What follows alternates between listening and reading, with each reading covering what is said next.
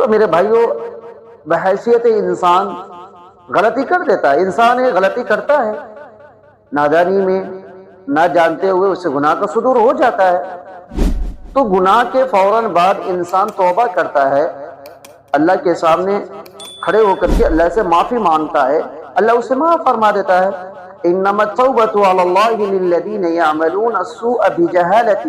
ثم یتوبون من قریب فاولئک یتوب اللہ علیہم، کہ اللہ کے ذمے ہے اس شخص کی توبہ قبول کرنا جو نادانی میں، جو غلطی سے کوئی گناہ کر لیا ہو اور وہ اللہ سے توبہ کرے، اللہ اس کے توبہ کو قبول فرما لیتا ہے۔ تو انسان ہونے کی حیثیت سے انسان غلطی کرتا ہے، غلطی کرنے کے فوراً بعد توبہ استغفار کرتا ہے، اللہ سے معافی مانگتا ہے تو اللہ اسے معاف فرما دیتا ہے۔ لیکن ایک انسان گناہ کرتا ہے اور گناہ پر مستقل ڈیرا ڈال کر کے بیٹھ جاتا ہے،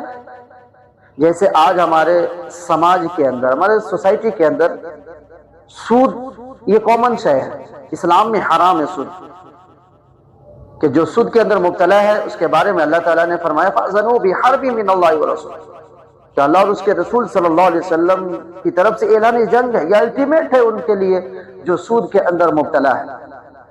اور آج انسان اپنے کاروبار کا جز بنا بیٹھا ہے سود کو، تو یہ ایک گناہ انسان کر رہا ہے، اس پر مستقل ڈیرا ڈال کر کے بیٹھ گیا ہے، تو یہ ایک گناہ انسان کو جہنم میں لے جانے کے لیے کافی ہے، یہ ایک گناہ۔ بلا من کسب سیئۃ واحاطت به خطیئۃ فاولئک اصحاب النار هم فیہا خالدون، کہ صغیرہ گناہ انسان کرتا ہے تو اللہ کے رحمت سے وہ گناہ دھلتے رہتے ہیں، خدمت خلق کی وجہ سے، کسی کی عادت کرنے کی وجہ سے، سبحان اللہ الحمدللہ کہنے کی وجہ سے ہمارے چھوٹے چھوٹے صغیرہ جو گناہ ہیں وہ صاف ہوتے رہتے ہیں۔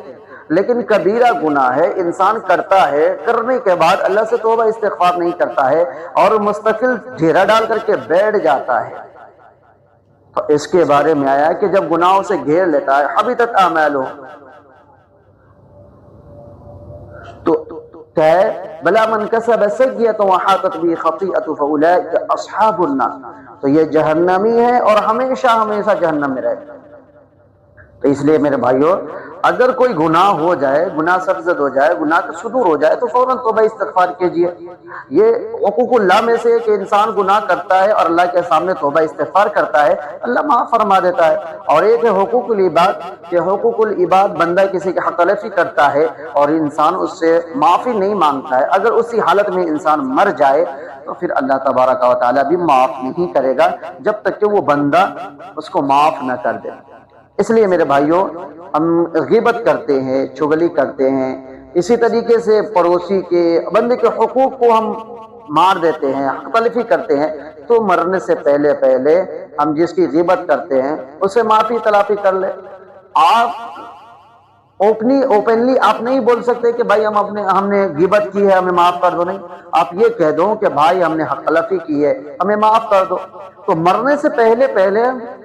بندے کے جو حقوق ہے اس سے بھی ہم معافی کر لیں، معافی تلافی کر لیں، تاکہ اللہ تعالی ہمیں معاف فرما دے۔ تو اللہ تبارک و تعالی ہم سبوں کو عمل کرنے کی توفیق عطا فرمائے۔